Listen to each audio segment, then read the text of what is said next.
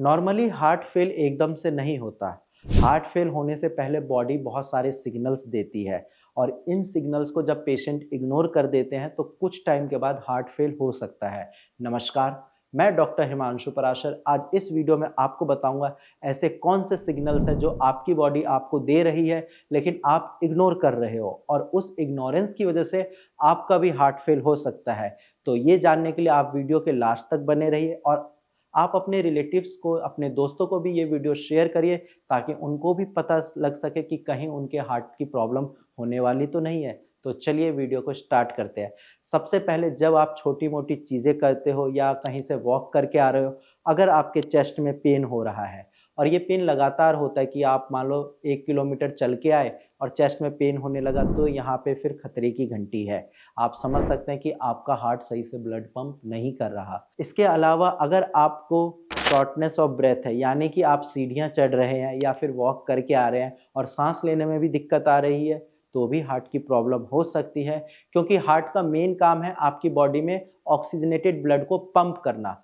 अब जब oxygenated blood कम pump होगा क्योंकि हार्ट आपका डैमेज हो रहा है, तो ऑब्वियस सी बात है आपके शरीर में ऑक्सीजन की मात्रा कम होगी। तो जब आप सांस लोगे वहाँ पे भी ऑक्सीजन प्रॉपर नहीं मिलेगी, तो वहाँ पे फिर आपको सांस लेने में तकलीफ होगी। सेकंड पॉइंट है swelling in feet and ankle. अगर आपके पैर में स्वेलिंग है, आपको टच करने पे ऐसा एडिमा जैसा फील होता है, तो भी हार्ट की प्रॉब्लम हो सकती है। ऐसा इसीलिए होता है क्योंकि जब हार्ट सही से काम नहीं करता तो फ्लूइड रिटेंशन की प्रॉब्लम होती है। जब फ्लूइड रिटेंशन होता है तो वहाँ पे स्वेलिंग होती है। थर्ड पॉइंट है सडन वेट गेन। अगर आपका एकदम से वेट गेन हो गया 2-3 किलो, तो भी हार्ट की प्रॉब्लम हो सकती है क्योंकि जैसा मैंने अभी बताया फ्लूइड रिटेंशन होगा। अब फ्लूइड रिटेंशन की वजह से आपका अगर वेट बढ़ जाता है तो वहाँ पे फिर हार्ट की प्रॉब्लम हो सकती है। फोर्थ पॉइंट है extreme tiredness, fatigueness and weakness.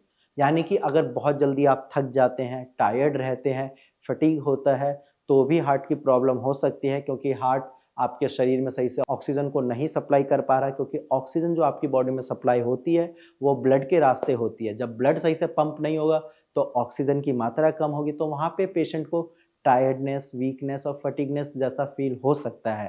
And last और मोस्ट इंपॉर्टेंट पॉइंट है हाई ब्लड प्रेशर।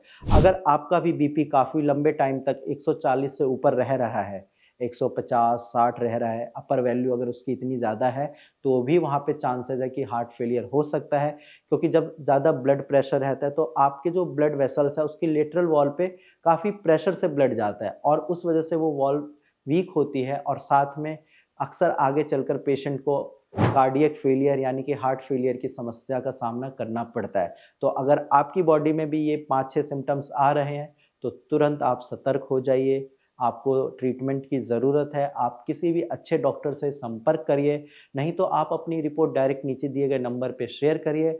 आपको मेरी टीम बहुत अच्छे से गाइड कर देगी और आप भी बाकी पेशेंट की तरह अपनी हार्ट की प्रॉब्लम से छुटकारा पा सकते हैं। आज की वीडियो में इतना ही, धन्यवाद।